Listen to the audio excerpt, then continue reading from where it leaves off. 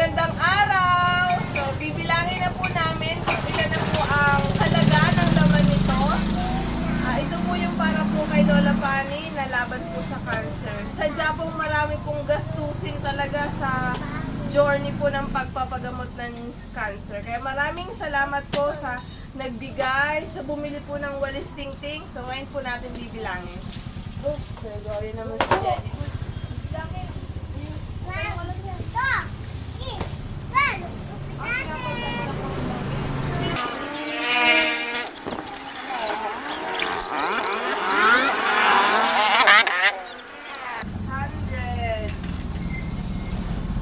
Ilagay ko po dito yung rosary ko. 600, 170, 90, 700. Mamaya anak, hihulay natin.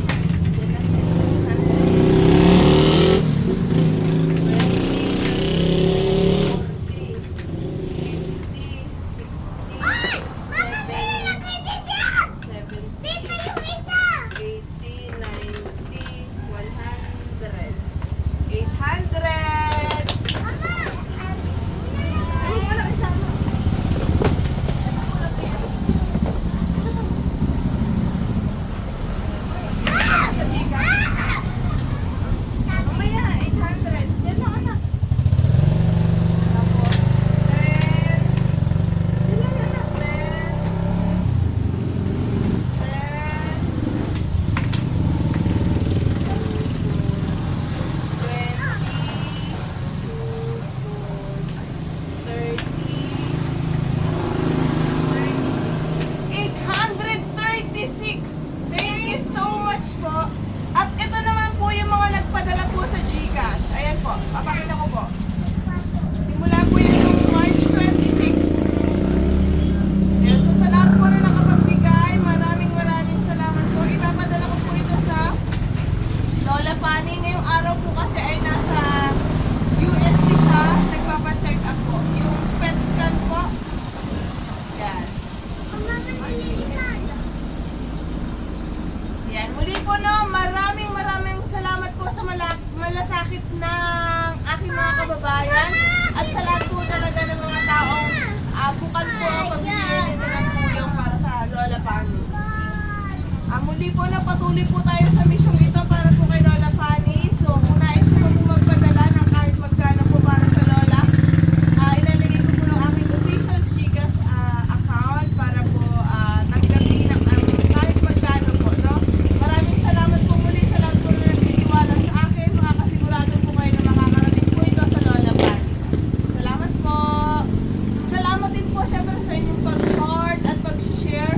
Tunay po nakakatulong ang inyong ginagawa para rin po sa akin. Para po mas marami po tayong matulungan. Salamat po.